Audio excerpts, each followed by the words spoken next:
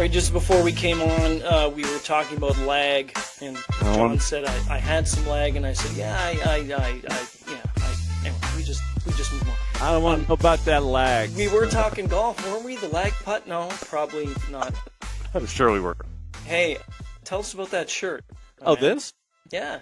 This is from R40, and it is the final date from the Kia Forum in Los Angeles. August 1st. I had tickets to the show, to one of the final outdoor shows at Irvine Meadows in California before they went indoors to the Kia Forum. But when Getty and Alex come on on all of the social medias and they go that they're coming back out for a tour, basically my entire life stops. And so it should. Well, yeah, but get this. So I give the band full credit for scheduling a show on my birthday in Fort Worth, Texas. I give them full credit for that. I do not, however, give them any credit for scheduling it during the World Cup month. Hey, you can't always get what you want, right? That might be true. Yeah. What I have done is I have put myself in the queue, and I will find out, what the ticket prices are, and I imagine that they're astronomical, as you know what. Probably. It's going to have to be after the World Cup, so it would be either one of the shows at Scotiabank. Up at the post office. I'm familiar with that. Hey, up at the post office. It's going to have to be one of those. Yeah. It's going to have to be at Madison Square Garden, or it's going to have to be in Cleveland. So I shudder to think what the prices are going to be. But the fact that they are bringing in this drummer who is, by all indications, who is known as one of the most technically sound drummers out there, and that the tour has been endorsed by Neil's widow and his daughter, Carrie Nuttall. If they endorse it, I'm like, okay. Big deal. Yeah, and so literally it has been, I will go ahead and admit to this, it is tough for me to listen to their music now because Neil is no longer with us. Yeah, fair enough. Yeah. And I would assume that would be consistent with many who followed bands for a long time and the originals are not. And so, I have the same with Tom Petty, same with Jimmy Buffett, same with, and so yesterday when they announced it, literally it's like a door opened again.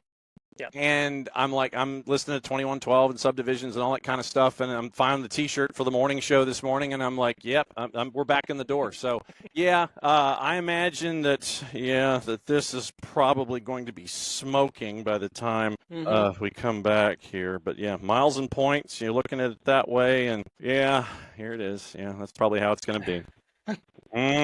So, hey, it's worth it, man. You ain't kidding. You ain't kidding. No. You want to know what's worth it? A kind of a good segue, I guess. Uh-oh. This is North-South. We're going to talk about Shedeur Sanders. That's not a segue, sir. No, but I'm just going through the list of the topics.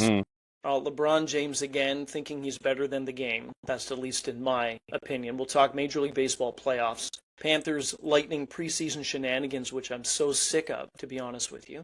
I want to begin, though. Here's the segue into what we were talking about money and about being worth it. I'm putting this up right now. Connor McDavid, 2-year extension, $25 million, AAV 12.5.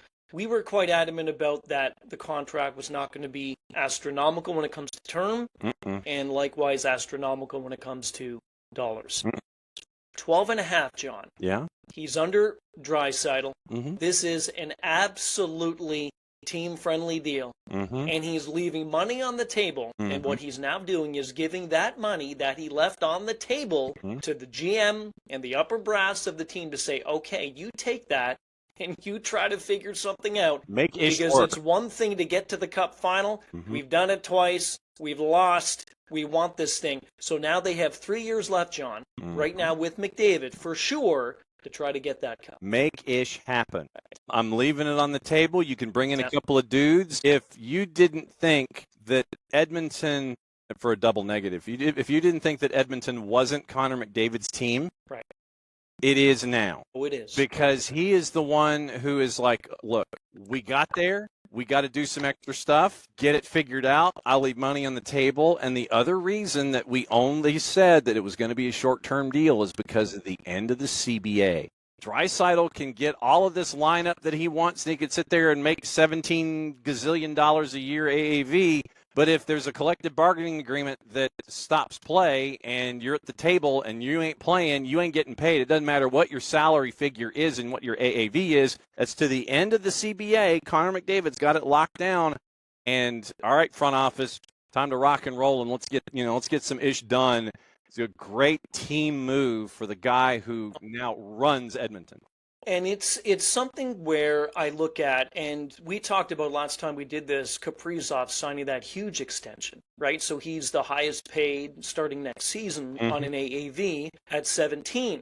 And then you look at what McDavid did, and he's better than Kaprizov. He's the best in the game. And this goes back to what I've said all along about him and others as well. There is this thing in sports that if you are the best player in that said sport, you should be paid the most amount of money. I've never been one to support that or agree with it or think that that is a necessity, because it seems to be a necessity. A lot of the people believed after Kaprizov signed that deal that McDavid, short-term or long-term, more than likely short, you have to pay him more than 17. He has to be the best and highest-paid player in the game. That's not the case. He doesn't give a you-know-what about money. He can make the extra 5, whatever it is in endorsements. He cares about winning. And I think what he has done, he has handled this situation from the get-go, him and his agent and his wife and his family, those close to him. He has handled it in an absolutely professional way. This is something we have not seen, John. We have not seen the best player in the game leave so much money on the table, short-term or long. So hats off to him. And number 97, as you said, he has now made a statement to the team saying, yeah, this is my team. You know that. Now you do know that. You best go out and get something to happen because we need this cup. Because at the end of this deal, if things have not improved in Edmonton, see ya. Bye. Gone. And you know that he will be making a boatload more in the next CBA after this 3 years is up if nothing happens in Edmonton. This is both a gesture and a warning. It is. The Edmonton front office. And do you know who, again, this free agent class of 2026, that was all sexy and stuff, and we did believe that not a lot of these players would remain or go to free agency. They would sign with their teams. Kaprizov has, McDavid has. There's Panarin, there's Eichel, there's Bobrovsky, there's others. I firmly think that a lot of them are not going to go to free agency. They will re-sign. But what this does is that makes now McDavid a free agent at the end of the 27-28 season. Guess what? Guess who? I'm just throwing this out there. Austin Matthews is also a free agent, and they both have the same agent. I'm just going to, just going to leave it to that. I mean, yeah, just saying. Good on him. Honestly, good on him. Now go get it, Edmonton. And you're right. Put it this way: even if they get back to the final, he needs to win a cup. If they don't win a cup in the next 3 seasons, he's done. It is cup, not bust, but it's cup or I'm gone.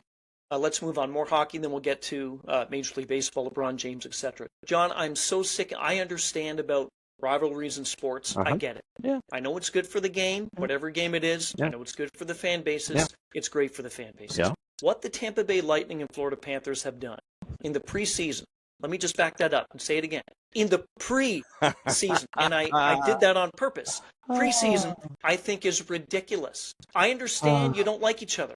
I understand you hate each other. I understand there's bad blood, and it's been there for a long time, and what happened last season has carried over. I get it. Now Tampa's being fined. John Cooper's being fined. Yep. People have been fined. They've been this, they've been that. The thing with me, and I've talked to many people about this, they've said, oh, it's great for the game. It's great, it's great. That's fine. But if someone gets really badly hurt, if a star player gets really hurt in one of these acts that they do, what's the point of it all? I'm tired. I mean, you look at, I look at it as the gamesmanship that is attached to this rivalry. But honestly, I think it might be a bit misplaced in the schedule. Let's put it that way. It took 371 days for the Red Wings to extract revenge upon Colorado Avalanche. They waited for the right opportunity. Is doing something in the preseason the right opportunity to try and make your statement, or are you just trying to get it out of your system, cleanse your palate, and move on? That to me is what I'm staring at in this. Well, then do it in one game. Don't do it in every preseason game. Do it in the one game. Do it in the first period. Let it out and be gone with it. Be done with it. I think that since it is going to be a continuous act, this is going to be a plot line for the entire season. That's just me right now, thinking out loud, not having any real basis of fact. If it's going to be like this in the preseason, this will be a continuing theme throughout these matches this entire season. If it's going to be like this, then instead of waiting for that one moment where the code takes over and comes back and everything is washed, you've already set the precedent, these two teams, in the preseason of, okay, Matt, game day 1, it happened. Okay, so then what happens? And the other team has to come back game day 2, and you do it again. Game day 3, you've got to make up for what happened in game days 1 and 2. This will be a continuing theme throughout the season, and I would sit there and wave FedEx envelopes in front of both of these clubs' front offices and go, look, just know that this is coming. If you're gonna do this all season long, just know that 2 days after that game is over, you're going to be getting one of these, and the address is going to be New York, 10020 or whatever, 56 Park Ave or whatever. Those are coming, and it's going to get a lot bigger each and every time those envelopes show up. Right now you're talking 50, and John Cooper got fined. Cooper's fine is going to get bigger. The team's fines are going to get bigger. Yeah, it's going to go up. It's going to go up. And it's going to be up to the owners of these clubs to sit there and go, okay, look, I get it. I don't mind cutting checks. It's like Javier Bardem in F1, that one scene where you sit there and you see all the checks, and he's just signing Ruben Cervantes, and he's just kind of looking. It's like, hey, you're just signing all these checks. That's what that's going to look like in both Tampa and Florida this year and in Sunrise when this continues. I'm not going to say if, but when it continues. This is going to be very expensive. It's going to be messy. And it's going to be out of control, I think, at some point. And I wonder what that tipping point is going to be instead of waiting for that one moment to get it out of your system. You said Messi, and we didn't even mention Lionel. So that was a good one. Well, because he's kind of busy at the moment. He is. International duties. He is. And his club has a match in hand, and they got to get that done this weekend while he's representing Argentina, and they still may end up being the 2 seed in the Eastern Conference. The two teams as well, they're good. They're good teams. Yeah. They've been very good for a long time. Let's not just look at them as goons and these physical whatever trying to get at each other. Get it out of your system. If you want to save it for a 7-game series in the playoffs, go ahead. That's fine. But when you meet again, they're going to meet a bunch of times. Season starts tonight. This is the 7th of October. It's Tuesday. It's not going to stop, dude. You know this. No, it's not. I know that. So I've always been one. Deion Sanders, I loved watching him play when he was in the NFL. Went to school with him. Went to school, full disclosure. So he electric. And to be a dual athlete and be very good at both sports. I think one of the best, if the best ever, was Bo Jackson. I just think it's too bad the hip injury derailed him and whatever. Anyway, we can talk about that some other time. But I loved watching Deion Sanders play. He was a naturally gifted athlete. He worked at his game, both games, and he worked at his craft. He was very good at it. There was an attitude. There's a pompousness that has been with Deion for a long time. Maybe it subsided a tiny bit in his older age, but it has filtered down to the rest of his family. Shedeur Sanders, so many storylines, John, going into the NFL draft about him being passed over, the interviews he was terrible with, and the attitude, and he was cocky, and all this stuff. He's in the Cleveland Browns' plans, but he's not in their immediate plans. And that doesn't make him very happy. When you can silence a very vocal individual like Shedeur Sanders has been silenced, what does that tell you? That Dylan Gabriel and Joe Flacco are more ready for the NFL? Right.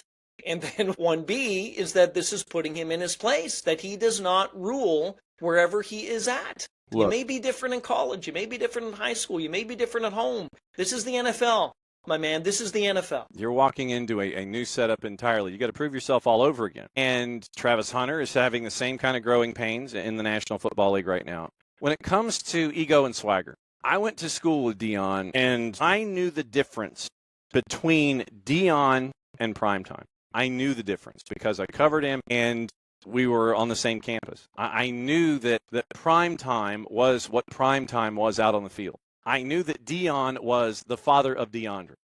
That difference I knew. And I could separate the two when it came to covering him as an entity and covering him as an individual and all of that stuff. These days, And I'm talking outside the Sanders clan in general. These days, you can't at times tell where the person ends and the persona begins. And if it ends up blending in the two, then it makes it that much more difficult for both of those individuals, for both halves of that personality, to function and for us to be able to separate one and the other.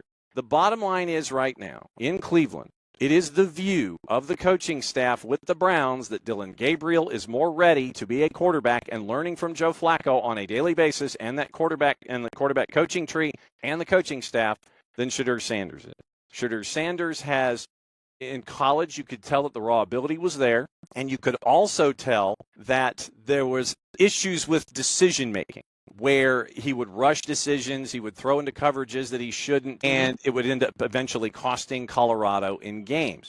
He could tuck and run like nobody's business, running at 900 miles an hour and getting things done that way, but it's a different game in the NFL now. And bravado is great, persona is great, but at the same time, if you're not learning and not presenting yourself with the opportunity to go out and prove that your persona is saying the right things, then that's the issue. He had the silent interview, and ESPN analysts and others have said it was just immature to do that.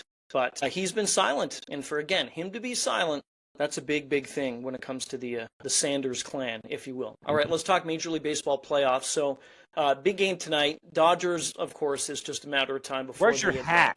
Well, you don't like the hat. No, I don't, but I figured you'd be wearing it if we're talking about the Dodgers. No, I was just going to mention them, but I was going to do a deeper dive into what the Blue Jays are doing. Where's your Blue Jays hat? New York. Mr. Toronto, where's your Blue Jays hat? It is not visible at the moment. If I was to reach behind me here, I have a golf hat and a Dodgers, but I'm keeping it where it's kept because since I've kept it there, they've had a good run. Ah, yes. Okay. I can respect the streak. I respect the streak, yes. So what we saw the other day from, anyway, the first two games for Toronto, 23-run score, they're up 2-0 in the Yankees. That 13-7 game that they won in Game 2, it was a lot different than, I think, the outcome of it all, because when Trey Savage was pulled from the game, who was absolutely electric, John, and they've got it's different in baseball than in the NHL. You've got a 3-year entry-level contract. When you kind of break in, you're on board with that team for a number of more years, like 5 or 6 or something. So Trey Savage is going nowhere. And after what he did in Game 2, absolutely electric. The Yankees' bats, they looked poor. They couldn't hit anything. You put a beach ball from you, Savage, and that thing would still dip about 60 degrees. So going in now to Game 3, John, this is a must-win for the Yankees. There is concern, yes, you're not facing a Savage, but they got a pretty good guy, too, in Shane Bieber, the Blue Jays do going tonight. Yeah, Nick Arbuckle had a really good game in Game 2. He gets 7-13 for 156 yards, had a score, and threw a pick. And the 13-7 win, showed that the defense for the Double Blue was doing really well. And you're looking. You had me for a second. I was like, hold on a minute. What? Okay, I get it. Come on, man, play with it. You pivot. Yeah. I get it. Pivot. Exactly. Yeah, but we don't have sofas on staircases here. I mean, for me. Look, Savage could throw a beach ball from Muskoka and people would have problems, missing it and trying to make contact with it. Mm-hmm. I'm enjoying the trouble that the Yankees are having because I want fresh blood. I want new faces deeper into the postseason. Agreed.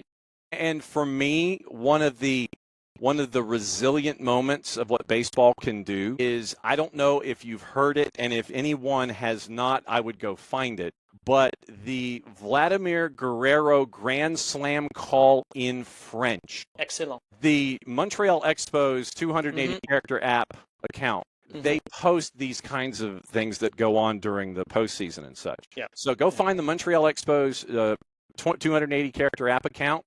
They've got it posted. It's beautiful, and it's the way that baseball should be called north of the border. Poetry. Yeah, it was really good. So, look, just keep putting the pedal down and keep working with what you're doing. Most of America outside of the northeastern United States is rooting for the Blue Jays in this series. Yeah. Did you hear the call on WFAN? I have an idea as to what it might be, but it was like Shedeur Sanders. It's just you're done. Yeah, I'm paraphrasing. It was basically Vladdy is ready to jump all over a pitch, and then he hit it, and then they said, yeah, he just did. Then they were dead silent. There was nothing out of that. I mean, Oh, there's not much you can do to react in that kind of a situation if you're a Yankees broadcaster. Nothing against Michael Kay and the crew. I love Michael Kay as an announcer. But like I said, probably good 95% of the country is rooting against the Yankees in that series, so I'm sure they appreciated the silence and the laying out for the rounding of the bases. One thing to look at before we move on is Aaron Judge. Aaron Judge is one of the best of all time already. He'll go down in history as that. He's one of the best in the game right now. Him and Shohei probably won two. I know there's a lot of others. You can make an argument with that outside of Shohei, but his OPS is 250 below what he does in the regular season. He is one person. He's not a Derek Jeter. He's not Mr. October. He's not Reggie Jackson. Sorry, Jeter in November. He's not Mr. October. So anything that he has done in the 162 games in the season, John, he just can't seem to find that rhythm in the playoffs. It's kind of intriguing to think about that. Oops. That's it. No, not that. The Yankees can't find their rhythm in the postseason. Yeah. The world is turning on its axis. The world is done. It's like that hydroelectric dam in China that slowed the Earth's rotation by 6/100ths of a second. That's the kind of seismic thing that you're looking for here. The rest of the world is like, darn. Too bad. Seriously, that's happening to Aaron Judge. Yeah, I know. Mm-hmm. I know. Mm-hmm. Fresh blood, I'm with you. Even if it wasn't from Toronto, I'd certainly... You're not just pulling for a team, you're pulling for an entire nation. Yeah. To get in and to get moving through that. So hopefully the World Series. Bring expansion back to Montreal, by the way. Yeah, please. Let me show this again. So, look, here's my opinion on LeBron James. Number one, you're never going to be the greatest of all time, so stop thinking that you are. We've talked about this before. You're never going to be bigger than the game, so stop doing things that make you think you're bigger than the game. The latest one is that he teased this second decision. Remember that whole thing that he did? I'm taking my talents to South Beach? Yeah. That made for... Who does that? He does. Mm-hmm. Enough, even back then. So now he's hinting, and he was tweeting out or Xing out, whatever you want to call it. There was a seat and another seat occupied. And it was, the decision number 2. It's coming.